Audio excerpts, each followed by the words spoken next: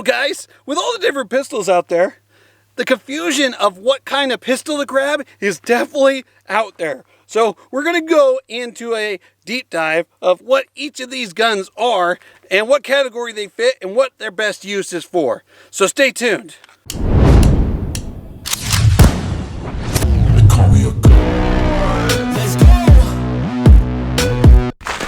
Hey heathens, it's Gundidi, and this week I got something neat for you. I work in a gun shop, and we get a lot of different people asking a lot of the same questions. So I'm going to answer some of those questions today in this video. Questions mainly are, what's the difference in each type of gun, and what's the best gun for them?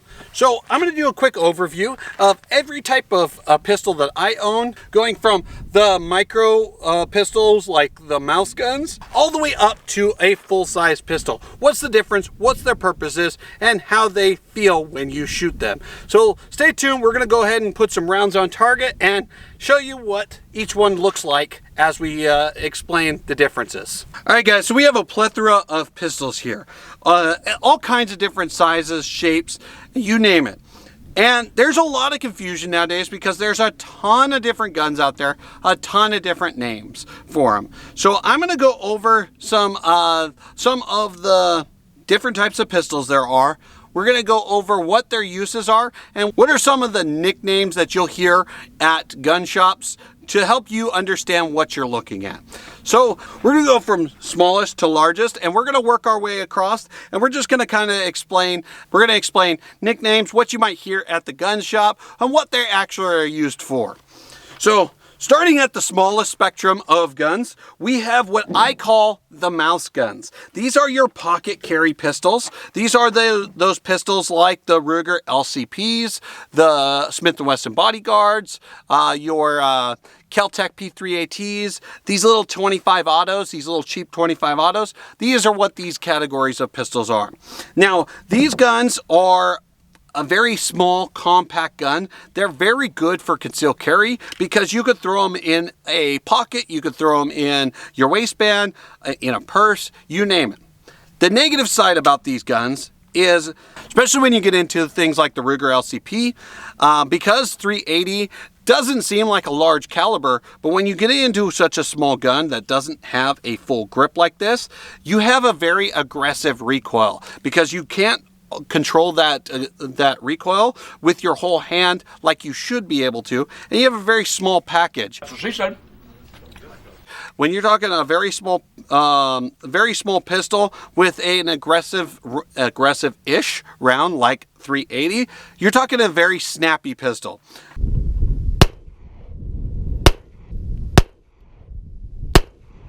The negative side is, in gun shops, you'll hear a lot of times either the guy behind the counter or the boyfriend or husband of a lady will automatically tell them this is the pistol they need to get because it's small, it's dainty, it's cute, you know. But the thing is these kinds of pistols are not great for first-time shooters or people with dexterity issues. Because of the snappy recoil, the aggressiveness of these little tiny pistols, and the fact that you can't get a good grip on them, they are actually not very good for first-time shooters. Just something to keep in mind when you go out to the gun shop the next time and you're trying to look for a nice gun for your mom or your girlfriend or something like that. You don't want to recommend something as small like this unless they are a very adept shooter. Next category of pistol, we're going to move on up. These are in those concealed carry pistols. These ones specifically are in that category of the new Micro 9. Ever since SIG came out with the 365, these double stack 9mm pistols have been all the rage. These typically run around a 3-inch barrel. They're about an inch wide, and nowadays, like I said, with the double stack mags, they usually hold about 10 rounds in the flush fit magazine. Now, these used to be specifically just a single stack magazined gun. The Glock 43, the Sig Sauer 938, the Kimber Micro 9, things like that were a very compact gun like this, but they were only a single stack, so they only ran around 6 rounds. Just something to point out. Now, the negative side about these guns, they are they are very easy to conceal carry, but you typically, if you have a larger hand, dangle your pinky. Now, most of these come with an extended mag, like this guy comes with an extended mag. So you have a pinky extension on there so you can run it. But when you run that pinky extension, it takes away that concealability factor because that grip just extended a little longer. Something to point out, not a negative side, just something to point out. Like I said, typically these run a 3-inch barrel.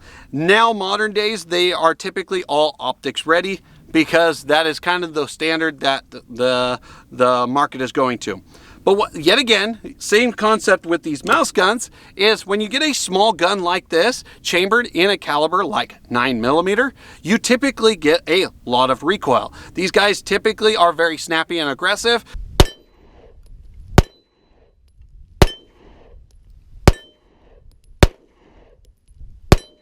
So yet again, if you are not an adept shooter, I would not recommend a Micro 9. But if you are pretty used to shooting and you have no problem with recoil, you have good dexterity in your hands, these are great concealed carry, great to carry every single day inside the waistband. If you have large enough pockets, you probably could run it in a pocket. Now, this category pretty much fits like your SIG P365s, your Ruger Max 9s, your Shield Pluses, your Springfield Hellcats, things like that. Even when you go up in caliber, like your Smith & Wesson M&P Shield series, they have the 45 and the 9mm or the 40 cal. So there are options for you if you want to go up. The negative side is for those larger calibers, they do not have double stack mags for them, so you're stuck with the single stacks. Moving on up to the next category of pistol, these are your, I like to call them the slimline series of pistols. These are a little bit bigger than your Micro 9s. They are still in the category of Micro 9, but they are a little bit bigger in almost every dimension. They typically run around a 3.5 to 4-inch barrel. They typically have a larger grip, so you can get a full-size grip on there, but they are still about 1 inch wide. Typically, they run the same profile as your compact guns, which we will get into in a moment, but they run a slimmer profile, so it makes it much easier to conceal carry. These are like the new Smith & Wesson Shield X fits in this category, your Hellcat Pros, your P365 XLs, this MC2C from Mossberg, and I would even throw this Keltec P15 in there. Even though my pinky dangles on there, it is still a larger pistol, so I would put it in that slimline category of pistols. Just something to point out. Typically, these guys run, when they're a double stack 9, typically they run around 12 to 15 rounds in their flush fit magazine, and then you get extended magazines up from there. Now, this category of pistol is not unique to the 9mm game. 1911s have been doing it for a very long time. So you have in this category of pistol, you have the 1911 Commander Carry 1911s. Those run about a 4.25-inch barrel, full-size grip, so you still get 8 rounds. So this category extends into the 1911 category. So just something to show out and get out there for you. Now, the great thing about these ones is because you get a fuller grip, the recoil seems to be a little less aggressive than these Micro 9 pistols. These are a little bit easier to shoot. A lot of people put these in your hand, like the 43X or the SIG P365 XL. These guns just feel great in the hand, and most shooters have no problem shooting these guns. They're a little bit aggressive on the recoil, but that's because they are a polymer framed striker fire pistol, most of these guns.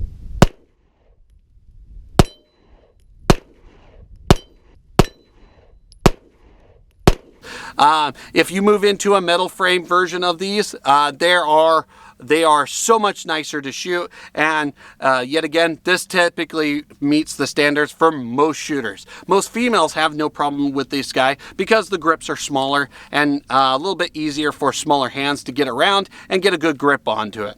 So these are a great pistol to recommend to a loved one who is maybe not the most adept shooter in the world, or is wanting something to carry every day, but can still handle it very well. These are a little bit harder to conceal carry than your Micro 9s because you have a little longer grip, a little longer barrel, but they're still very manageable to conceal carry. Like I said, with the micro series of 9s, these are all typically optics ready nowadays. There are some exceptions to that, but most of them are running optics ready. But that kind of overviews those guys. We're moving on to the next category. This is going to be your compact guns. These are typically like your Glock 19s, your SIG P320 compacts, your Smith & Wesson M&P 9Cs, your Springfield XD, just the standard XD, not the full-size pistols, things like that. Or like this Ruger RXM, which is a clone of a Glock 19 Gen 3.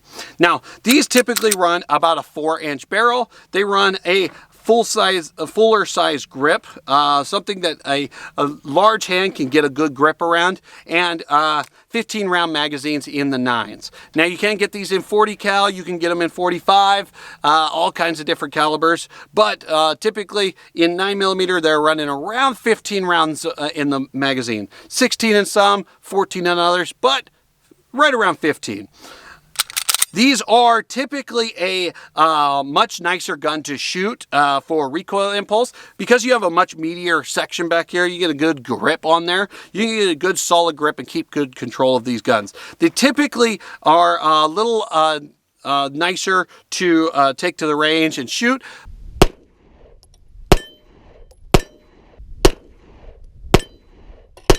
But because of the thickness, they typically are a little bit harder to conceal carry. These are guns you typically have to get a little bit nicer holster to conceal carry just a little bit better. Something that presses that grip deeper inside you to make it much more concealable. Or you have to wear looser clothes. That's the negative side to these guys. The positive side is most of these guns are also rated for duty use. So if you work in security or something like that, typically these mid-size or compact guns, typically those guns are in good category for your security purposes or duty use.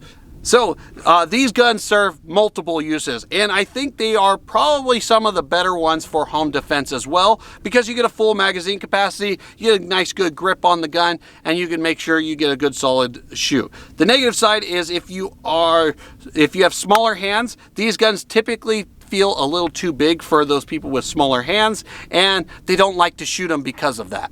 Now, moving on to the last category of firearms, these are your full-size pistols. These typically run around a 4.5 to 5-inch barrel.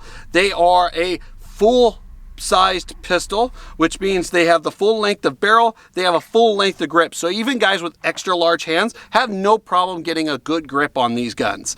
Typically on 9mm, these run somewhere around 17 rounds. Your Glock 17s fit into this category. Your P320 full size, your Smith & Wesson M&P full size pistols, your Springfield XD standards are usually fit in these categories, and standard GI 1911s typically fit into these categories as well.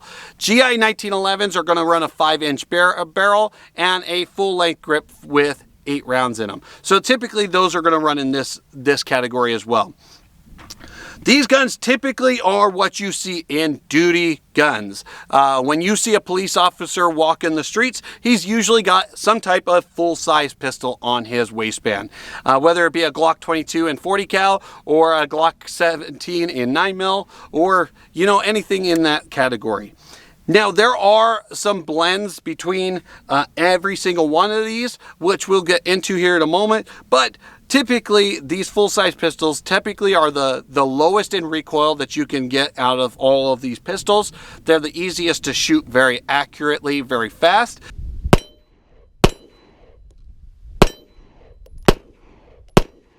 But they are the hardest to conceal carry. They, because of how large these guns are, you typically have to be a larger framed person or wear really, really baggy clothes or off-body carry these. Typically, these are carried open carry because they are much easier to carry open carry, and they are duty use guns. So that is a quick overview of these guys. Now, like I said, there is a cross between pretty much all of these. This series and this series are pretty much the same series of pistol, except for they kind of made this just a tiny bit bigger to meet these standards. They kind of did the same thing between these two guys. I don't have a 19X out here, but a 19X or a Glock 45 or pistols to that category kind of fit in between the compact and full size. They typically have a full size grip and a compact slide. Yet again, the Commander 1911 kind of fits in that category too, because it's got a full-size grip and a compact slide. Those are weird crossbreeds of these guns. Very nice to shoot, but kind of fit a weird niche in there. Now, there is one more category that goes on beyond that full-size pistol, and that is your competition series of pistols, or your hunter series of pistols. Typically, they run a barrel length that's longer than 5 inches, but still run a full-size grip frame. So, yet again, it'd be kind of like that crossbreed section, because you're kind of bleeding off into that revolver category of firearms. But your competition guns typically are going to run some kind of metal frame. Your hunter guns can be polymer frame, but they typically run a longer barrel for shooting long range more accurately. Each of these pistols serve different purposes and different uses for each one. This is my personal collection, so as you can see, I have a little bit of all of them. I like all the guns. I think they all serve different purposes. My favorite for walking to the mailbox is the little pocket carry pistols, because I don't have to worry about what kind of pants I'm wearing, if I'm wearing a belt or anything like that. I could just throw that in a pocket and I could go down to the mailbox, run to the grocery store, go get some gas, whatever I need to do. This is my everyday carry. These style of pistols are my everyday carry. These are the ones that you put on in a holster, you throw in your waistband, and you carry every single day. All right, so these pistols are easy concealed carry as well. They're just a little bit harder than these guys, and if you're wearing a little bit tighter of clothes, these typically conceal much better than these ones. Just something to point out. These guys used to be my daily carry, the compact guns. I used to carry a Glock 19 every single day, but the problem with a Glock 19 is, yet again, you have to get a really big holster, or you have to get a good holster that shoves the gun into you, which makes it a little uncomfortable, and you have to wear a little bit bigger, baggier clothes. Not a big deal, but if you don't like to wear baggy clothes, or you live in Arizona where I do, where it's hot, you don't want to wear pants and big old giant shirts all the time. You kind of want to just throw a t-shirt on and a pair of shorts. These are kind of hard to carry every day when you do that. Full-size guns, they're typically just my range toys, or my home defense toys. They typically don't see any real purpose for me on that side. I'm not a cop, not a security guard, and I don't shoot a whole lot of competition. So, all right, guys, so that is a quick overview of all the different types of guns. I tried to do as deep of a dive as I can get into without going crazy overboard, making this like a 45-minute long video. Typically, in my opinion, mouse guns are for people who are adept at shooting. You typically don't want to hand mouse guns to someone who doesn't know what they're doing or is recoil sensitive. And full-size guns are typically for your duty use or range use. Everything in between is really good for concealed carry and have different purposes on from there. But that is my opinion. Let me know what you guys think in the description down below. If I missed something in the description below, let me know. And where do you guys think that those different types of 1911s fit? Because 1911s are almost their own category, but I think I did a decent job saying that the Commander goes with the mid-size or compact, and the GI goes with the more full-size pistols. But, you know, everyone has their own opinion. I want to know yours, so go ahead and leave it in the comment section. Guys, if you like that video, go ahead and comment in the comment section what is your favorite pistol to carry, and share this to your friends. Maybe some of your friends have no idea what pistol they should be getting. Share this video. This might help them influence their decision, or at least give them an idea, so when they go to the gun store the next time, they're not kind of pushed into a decision by the person behind the counter because they have their own opinion. So let's go ahead and share this video, let them know what's going on. Guys, if you haven't checked out yet, go ahead and check out the website, www.gundeity.com, where we have shirts, we have hats, and all kinds of other fun stuff for you, along with this video and some stuff tagged in there that YouTube won't let us do. If you haven't checked out the social medias, we are at Gun Deity at both X and Instagram. They're going to be posted right here in the video, and we are also now on Rumble, so go ahead and check out Rumble. And guys, as always, these are just my opinions. Don't take them too seriously, but this is what I know to look for in these size pistols, so I'm letting you guys know. But this is my opinions. Let me know yours in the comment section, and as always, I'm Gun Deity, and I'll see you heathens for the next one. I got a God complex. Haters love to hate, but I never feel pressed. Got a lot on my plate, but I never get stressed. I'll take all the pressure like I'm acing this test. And like a damn Freemason, I'll run this nation. They call me a